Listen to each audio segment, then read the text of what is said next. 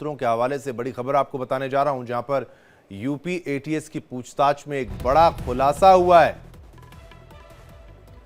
आतंकियों के निशाने पर था अयोध्या का राम मंदिर।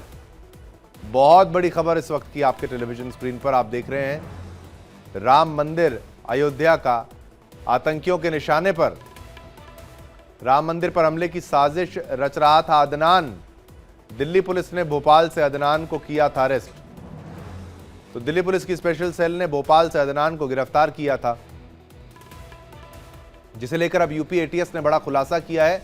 Uttar Pradesh anti terrorist squad की टीम अदनान से पूछताछ करने दिल्ली पहुंची थी। यूपी एटीएस को बताया कि राम मंदिर समेत उत्तर प्रदेश के कई प्रमुख हिंदू धार्मिक स्थलों पर हमले की योजना रच रहा था। एटीएस के अधिकारी लगातार उससे यूपी के धार्मिक स्थलों को निशाना बनाने के मंसूबों के बारे में पूछताछ कर रहे हैं। अब तक जांच में सामने आया है कि वो मुस्लिमों और उनके धार्मिक स्थलों को निशाना बनाने को लेकर खासा नाराज है। ये भी पता लगाया जा रहा है कि वो कितनी बार यूपी आया था और किन शहरों में गया था। दरअसल सीरिया में बैठे खलीफा द्वारा उसे भेजे गए कई वीडियो में राम मंदिर समेत यूपी के कई धार्मिक स्थलों के जिक्र ने जांच एजेंसियों की चिंता बढ़ा दी है।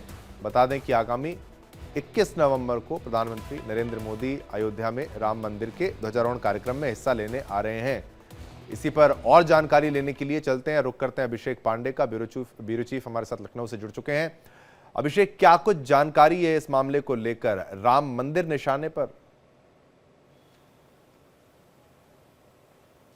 देखिए, बिल्कुल यूपी एटीएस को जैसे ही पता चलता है कि दिल्ली पुलिस की स्पेशल सेल ने अदनान को हिरासत में लिया है, उसके बाद से यूपी एटीएस भी हरकत में आती है, क्योंकि उसको भी बहुत सारी जानकारियां चाहिए थी। इसीलिए यूपी एटीएस दिल्ली पहुंचती है। वहां पर दिल्ली पुलिस के साथ उन्होंने बातचीत की, इंफॉर्मेशन शेयर किया, बातचीत की, और कई ऐसी जानकारियां यूपी एटीएस के हाथ लगी हैं जो चौंकाने वाली हैं। यूपी एटीएस के सोर्सेज के हिसाब से अगर कहा जाए तो यूपी एटीएस ने पूछताछ में इस बात को पूछा है कि अदनान उत्तर प्रदेश के किन किन शहरों में कब कब गया है। राम मंदिर में क्योंकि प्रधानमंत्री का अगले महीने 25 तारीख को दौरा है, धर्म ध्वज की स्थापना वहां पर वो करने हैं, तो ऐसे में अयोध्या भी क्या इस अदनान के टारगेट में था, क्योंकि बहुत सारे धार्मिक स्थलों से जुड़ी हुई जानकारियां अदनान के पास से रिकवर हुई हैं। दिल्ली पुलिस को भी मिली है, यूपी एटीएस को भी मिली हैं, और इसी बीच में प्रधानमंत्री का एक वीवीआईपी रूट भी अयोध्या के लिए लगा है। तो ऐसे में यूपी एटीएस के लिए एक बहुत महत्वपूर्ण और जिम्मेवारी भरा कदम था कि वो ज़्यादा से ज़्यादा जानकारियां अदनान से जुटाए।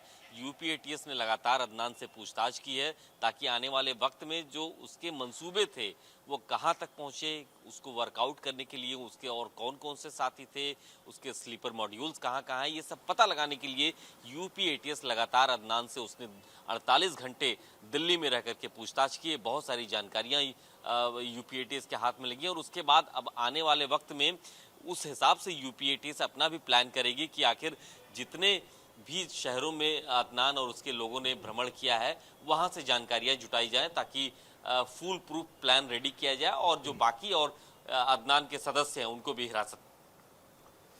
ये पूछताछ और कितनी लंबी हो सकती है अभिषेक, ये भी एक है कि भाई और क्या क्या जांच पड़ताल की जा रही है, और अगर निशाने पर था राम मंदिर तो इसके साथ और कितने साथी हैं, इसको लेकर कोई अपडेट है, और इनके आका कहां बैठे हैं, इसको लेकर कोई जानकारी कि भाई कहां से ये पूरा ऑपरेट किया जा रहा था। ये क्या व्यक्तिगत तौर पर ये सारी कोशिशें थी, प्रयास थी इसकी, या फिर नहीं पीछे और भी लोग शामिल हैं? देखिए, दिल्ली पुलिस ने ज़्यादातर केस को तो खुद ही सुलझा दिया है। भोपाल से जैसे ही अरेस्टिंग होती है, बहुत सारी चीज़ें खुल के सामने आ जाती हैं कि आईएस मॉड्यूल के लिए वो काम कर रहा था, सीरिया से उसके हैंडलर्स उसको इन्फॉर्मेशन दे रहे थे, पैसा मुहैया करा रहे थे, टारगेट मुहैया करा रहे थे। लेकिन यूपी एटीएस के लिए संवेदनशीलता इसलिए बढ़ जाती है क्योंकि यूपी एटीएस भी इसी अदनान के पीछे लंबे समय से लगी हुई थी। इनफैक्ट पिछले साल यूपी एटीएस ने इसको गिरफ्तार भी किया था। कुछ दिनों बाद ये जेल से छूट गया था जमानत पे, और उसके बाद फिर से अपनी एक्टिविटीज़ में लग गया था। तो यूपी एटीएस को शुरुआती जो जानकारी मिली थी कि अपने कुछ साथियों के साथ अदनान ने उत्तर प्रदेश के कई महत्वपूर्ण धार्मिक शहरों में रेकी की है। अब क्योंकि प्रधानमंत्री को भी आना है अयोध्या, इसलिए खबर महत्वपूर्ण हो जाती है कि क्या अयोध्या का राम मंदिर भी अदनान के ही निशाने पर था। उसको पता था कि 25 तारीख को प्रधानमंत्री नरेंद्र मोदी अयोध्या आने वाले हैं, उसके मंसूबे क्या क्या थे, कहाँ से इंफॉर्मेशन आ रही थी, ये तमाम जानकारियां यूपी एटीएस के हाथ लगी हैं। कुछ अधूरी हैं, लेकिन ज्यादातर मामलों में दिल्ली पुलिस के साथ काम करके यूपी एटीएस के हाथ काफी जानकारियां हाथ लगी हैं। शनिवार को ही यूपी एटीएस दिल्ली पहुंच गई थी। वहां पर लगातार उन्होंने दिल्ली पुलिस के सहयोग से अदनान को अपने पास रखा और उसके बाद उससे कई जानकारियां हासिल कर ली हैं। रिस्क फैक्टर कितना बड़ा हो सकता है अगर पीएम को लेकर और सुरक्षा को लेकर, अभिषेक? देखिए, बिल्कुल प्रधानमंत्री की सुरक्षा सर्वोच्च होती है। अगर कोई भी छोटा सा भी थ्रेट अलर्ट होता है, थ्रेट कॉल होती है, तो उसको बारीकी से जांच पड़ताल कराई जाती है। यूपी एटीएस को जो ये इनपुट्स मिले हैं अदनान से बातचीत के बाद, इसको एनआईए, एसपीजी और जो तमाम सुरक्षा एजेंसियां हैं उनके साथ शेयर किया जाएगा और ये देखा जाएगा कि प्रधानमंत्री का जो दौरा, प्रस्तावित दौरा है, अभी पीएमओ की तरफ से अंतिम रूप नहीं मिला है इसको, लेकिन जो प्रस्तावित दौरा है वो कितना सुगमता पूर्वक किया जा सकता है, इस बात को भी इंश्योर कराने की कोशिश की जाएगी। लेकिन हाँ, अगर कोई भी छोटी से छोटी थ्रेट कॉल आती है इस तरीके की, तो पूरी गहनता के साथ इसकी जांच सभी एजेंसीज को शेयर की जाती है और सभी एजेंसीज इसमें अपना इनपुट भी क्रिएट करती हैं। अभिषेक, पिछली बार भी इसको छोड़ दिया गया था पूछताछ के बाद, पिछली बार भी गिरफ्तार किया गया था। तब क्या कारण थे छोड़ने के और क्यों इतनी आसानी से? और अब ये पता लग रहा है कि ये तो बहुत बड़ी प्लानिंग कर रहा था। देखिए, पिछली बार इलाहाबाद हाई कोर्ट के जज थे रवि दिनकर, वो ज्ञानवापी परिसर के सर्वे का उन्होंने आदेश दिया था। उसके बाद इसी अदनान ने उनकी फोटो को सोशल मीडिया पे शेयर करते हुए उसने उनको धमकी दी थी। यूपी एटीएस ने उस समय भी एफआईआर रजिस्टर की थी और उसके बाद उसको गिरफ्तार कर लिया गया था भोपाल से। कुछ लंबे समय तक, लगभग 5 महीने तक ये जेल में भी था, लेकिन उसके बाद वो जेल से बाहर आ गया था।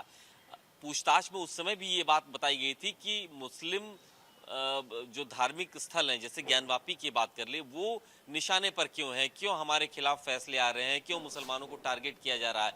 जो जिहादी मानसिकता होती है, उसने उस बात को शेयर किया था। तो ये उस समय से ही एटीएस के रडार पे है, क्योंकि उस समय भी उसने बताया था कि मुसलमानों को टारगेट किया जा रहा है एजेंसीज द्वारा, इसलिए वो ऐसा करना चाहता है, इसलिए उसने जज को धमकी दी थी। उस समय से एटीएस लगातार इसके पीछे लगी हुई थी, लेकिन दिल्ली पुलिस ने जैसे ही गिरफ्तार किया, उसके आतंकी मॉड्यूल का खुलासा हुआ, प्रेस कॉन्फ्रेंस हुई, तो यूपी एटीएस ने भी बिना देर किए अपनी जानकारी हासिल करने के लिए दिल्ली का रुख बिल्कुल अभिषेक, बहुत बहुत शुक्रिया आपका, पूरी जानकारी अभिषेक ने हमारे साथ साझा करी।